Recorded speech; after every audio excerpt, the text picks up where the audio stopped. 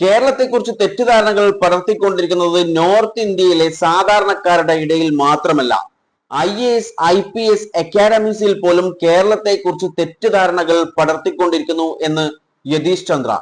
നമുക്ക് ആ വീഡിയോ കാണാം. അതിനുശേഷം ഒരു സംഘി മദ്രസയെക്കുറിച്ച് ചില കാര്യങ്ങൾ പറയുന്നുണ്ട്. അയാൾക്ക് തക്കതായിട്ടുള്ള മറുപടി നമുക്ക് കൊടുക്കാം. അതിനു മുൻപ് നമുക്ക് ആദ്യം യതീഷ് ചന്ദ്രയുടെ ആ വീഡിയോ കാണാം. മലയാളം പറയുന്ന ഒരാള് കേരളം പോസ്റ്റിംഗ് അല്ല വീടാണെന്ന് ഒരു മനസ്സിലാക്കിയ കാലം എപ്പോഴാണ്? ആദ്യം തന്നെ നമ്മൾ ഒരു അക്കാഡമിയിൽ ഒരു ചിന്താഗതി ഉണ്ട്. കേരള കിട്ടിയാൽ ശരിയില്ല, അങ്ങനെ ഒരു ഞങ്ങളുടെ അക്കാഡമിയിൽ അങ്ങനത്തെ ഒരു ചിന്താഗതി ഉണ്ട്. അന്ന് എനക്കും അറിയില്ല വൈ. 2011 അല്ലേ? 2011 ബാച്ചാണ്. സോ അന്ന് ആ അക്കാഡമിയിൽ ഈവൻ മസൂറിയിൽ പോയാലും ഇങ്ങനത്തെ കാര്യങ്ങളുണ്ട്. നാഷണൽ പോലീസ് അക്കാഡമി ഹൈദരാബാദ് പോയാലും ഇങ്ങനത്തെ ഒരു കേരളം ശരിയല്ല ഓഫീസേഴ്സ്ക്ക് വേണ്ടി. അപ്പോൾ എന്തിനാ നമുക്കും അറിയില്ല. അവിടെ ഒരു ഇതുണ്ടായിരുന്നു, ലൈക്ക് 5 മണിയാകുമ്പോഴത്തേക്ക് ഈ ഡ്രൈവർ വന്നിട്ട് താക്കോൽ ഒരു തിരിച്ച് കൊടുത്ത് പോയിക്കോളൂ, പിന്നെ സാർ എന്താ വിളിക്കില്ല, പിന്നെ വേറെ ഒന്നും നിങ്ങൾക്ക് ഒരു റെസ്പെക്റ്റ് ഇല്ല, അതില്ല ഇതില്ല എന്താ പറഞ്ഞ ഒരു കഥ എല്ലാം ഉണ്ടാക്കിയിട്ടുണ്ട്. May be because as A trainees we also believe that.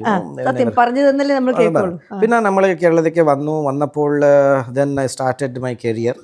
My first posting was in Kannur as ASP under training. പിന്നെ അവിടെ വന്നിട്ട് ഒരാഴ്ച 2 ആഴ്ച ആകുമ്പോഴത്തേക്ക് എന്നെ മനസ്സിലായി പറഞ്ഞ കാര്യങ്ങളെല്ലാം തെറ്റാണ്. ശരിക്കും ഇവിടെ ജെന്യുവൻ ആയിട്ട് റെസ്പെക്ട്.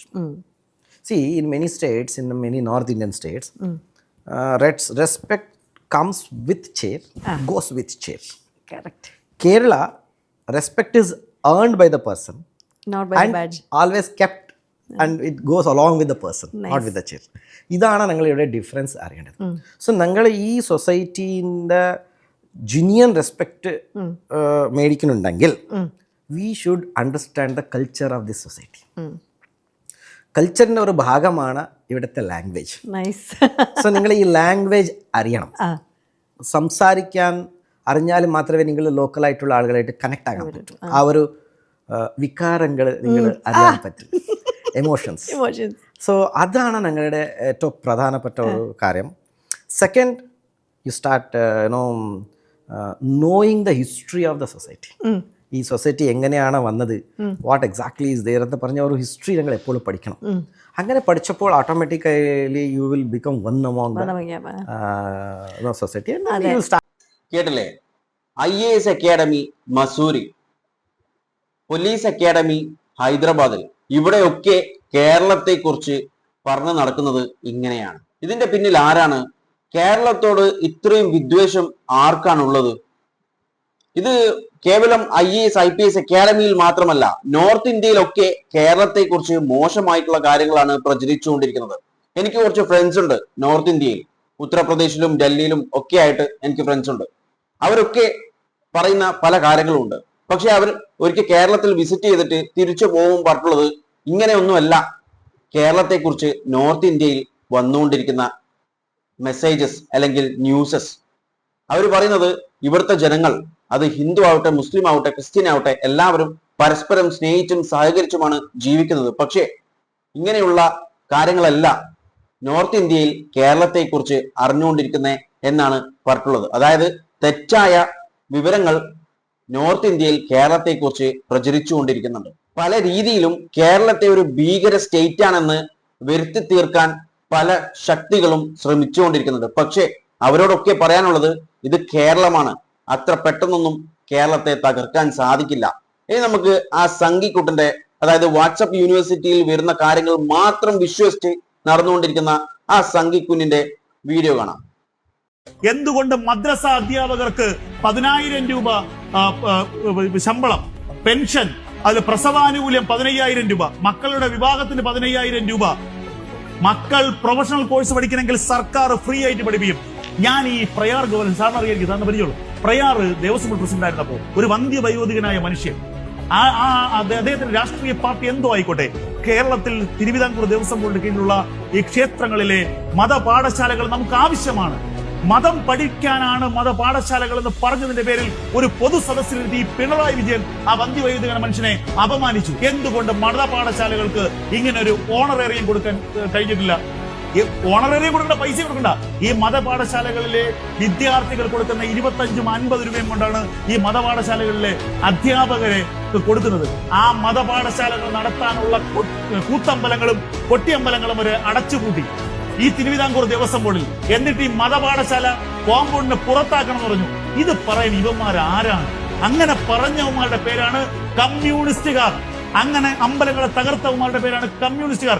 ഇവന്മാരാണ് ക്ഷേത്ര ഭരണം നടത്താൻ പോകുന്നത്.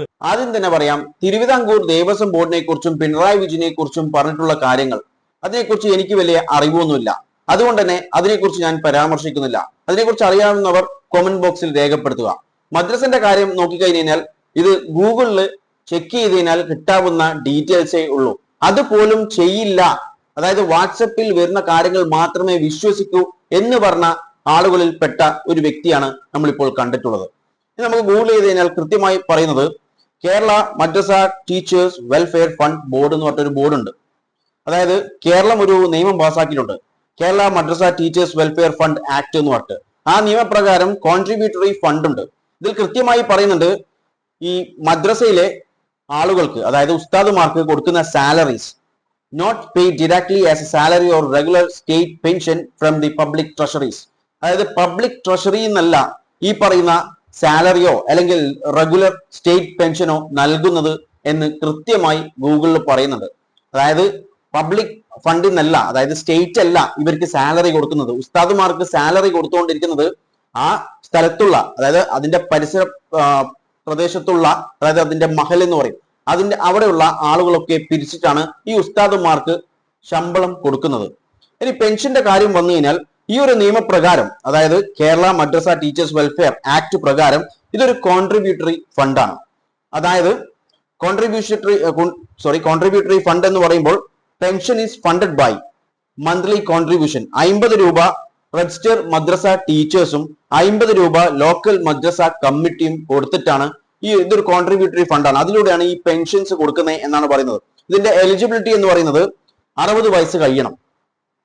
അതുപോലെ ഈ പെൻഷൻ തുക ഇയാൾ പറയുന്ന പോലെ 10,000 രൂപയൊന്നുമില്ല. ഇതിന്റെ പെൻഷൻ രൂപ എന്ന് പറയുന്നത് ജനറലി റേഞ്ച് ചെയ്യുന്നത് 1500 രൂപ മുതൽ 7500 രൂപ. അതിന്റെ ഉള്ളിലാണ് ഈ പെൻഷൻ എമൗണ്ട് വരുന്നത്. അല്ലാതെ ഇയാൾ പറയുന്നത് പോലെ 10,000 രൂപയൊന്നുമില്ല. അതായത് സാലറി കൊടുക്കുന്നത് ഗവൺമെന്റ് അല്ല, ഗവൺമെന്റ് പബ്ലിക് ട്രഷറി എന്നല്ല, അത് ഇതേപോലെ കോൺട്രിബ്യൂട്ടറി ഫണ്ടിൽ നിന്നും അതുപോലെ മഹൽ ആളുകളൊക്കെ കളക്ട് ചെയ്തിട്ടുള്ള ഫണ്ടിൽ നിന്നാണ് കൊടുക്കുന്നത്. എങ്ങനെയാണ് ഇതുപോലുള്ള പച്ചക്കള്ളങ്ങൾ വന്ന് പറയാൻ സാധിക്കുന്നത്? ഇതാണ് പറയുന്നത് വാട്സപ്പ് മാത്രം വിശ്വസിച്ച് ജീവിക്കല്ല എന്ന്. ഇയാൾ പറയുന്നത് കേട്ടോ മതപഠനത്തിന് സമ്മതിക്കുന്നില്ല എന്ന്. നമ്മുടെ രാജ്യത്ത് ഒരു ഭരണഘടനയുണ്ട്, അതിൽ ഫണ്ടമെന്റൽ റൈറ്റ്സ്, മൗലിക അവകാശം അതുണ്ട്. അതിൽ കൃത്യമായി പറയുന്നുണ്ട് ഒരു കമ്മ്യൂണിറ്റിക്ക് അവരുടെ മതം പഠിപ്പിക്കാൻ സാധിക്കും, അത് മൗലിക അവകാശമാണ്, അത് സ്പ്രെഡ് ചെയ്യാൻ സാധിക്കും, പക്ഷെ ഫോഴ്സ്ഫുള്ളി ആവാൻ പാടില്ല എന്നേ ഉള്ളൂ.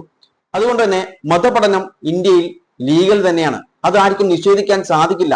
ഇനി നിഷേധിച്ചാൽ അവർക്ക് നേരിട്ട് ഹൈക്കോടതിയിലോ സുപ്രീം കോടതിയിലോ സമീപിക്കാൻ സാധിക്കും. വെറും മതപഠനം മാത്രമല്ല, മതപഠനത്തിന് വേണ്ടിയിട്ട് ഇൻസ്റ്റിറ്റ്യൂട്ട്സ് തുടങ്ങാനും സാധിക്കും. ഇതൊന്നും ആർക്കും എതിർക്കാൻ സാധിക്കില്ല. പിന്നെ എന്ത് എതിർത്തു എന്നാണ് ഇദ്ദേഹം പറയുന്നത്? അങ്ങനെ മതപഠനം ഉണ്ടാക്കണമെന്നുണ്ടെങ്കിൽ ഒരു ഇൻസ്റ്റിറ്റ്യൂട്ട് തുടങ്ങുക, നല്ല കാര്യമാണ്. മതത്തെക്കുറിച്ച് ആളുകൾ, അതായത് അവരവരുടെ മതത്തെക്കുറിച്ച് അവരവർ പഠിക്കുന്നത് തെറ്റൊന്നുമല്ല, നല്ല കാര്യം തന്നെയാണ്. ഇപ്പോൾ മുസ്ലിംസിന്റെ കാര്യം നോക്കിക്കഴിഞ്ഞാൽ അവർ മദ്രസ തുടങ്ങുന്നു, അതിനുശേഷം അതിന് ചുറ്റുമുള്ള ആളുകളിൽ നിന്നും കോൺട്രിബ്യൂഷൻസ് എടുത്ത്, അതും ഫിക്സഡ് അല്ല, ഒരു എമൗണ്ട് അവർക്ക് താല്പര്യമുള്ള എമൗണ്ട് കൊടുക്കുക. ആ ഒരു എമൗണ്ട് വെച്ചിട്ടാണ് അവർ മദ്രസയൊക്കെ നടത്തിക്കൊണ്ട് പോകുന്നത്. അതുപോലെ ഇതുപോലെ വന്ന് വിദ്വേഷം പറയാതെ അതുപോലുള്ള കാര്യങ്ങൾ തുടങ്ങി അവരവരുടെ മതത്തിലുള്ള ആളുകൾക്ക് മതപഠനം കൊടുക്കാൻ ശ്രമിക്കൂ. അല്ലാതെ ഇതുപോലെ എല്ലാ TV ഷോയിലും അല്ലെങ്കിൽ മറ്റു ഷോസിലൊക്കെ വന്ന് ഇങ്ങനെ വെറുതെ ഇങ്ങനെ വിദ്വേഷങ്ങൾ പറഞ്ഞ് പ്രചരിക്കാതെ, അതും തെറ്റായ കാര്യങ്ങളാണ് പറഞ്ഞുകൊണ്ടിരിക്കുന്നത്, അത് വേറെ കാര്യം, പച്ചക്കള്ളമാണ് വന്നിട്ട് പറയുന്നത്. അപ്പോൾ ഇതുപോലുള്ള കാര്യങ്ങൾ പറയാതെ വേണ്ട കാര്യങ്ങൾ അത് പ്രവർത്തിക്കും, അല്ലാതെ വായ കൊണ്ട് ഇങ്ങനെ ചുമ്മാ പറയല്ല. ഓരോരുത്തർ പോയിട്ട് എന്താ അത് തുടങ്ങാൻ വേണ്ടിയിട്ട് എന്താ ചെയ്യണ്ടേ എന്ന് നോക്കിയിട്ട് അങ്ങനെ ഒരു കാര്യം ഒരു ഇൻസ്റ്റിറ്റ്യൂട്ട് ഒക്കെ തുടങ്ങും, അതിന് സാധിക്കില്ല. ഇതുപോലെ വിദ്വേഷങ്ങൾ പറഞ്ഞ് നടക്കുക, അങ്ങനെ ജീവിക്കുക, അല്ലെ?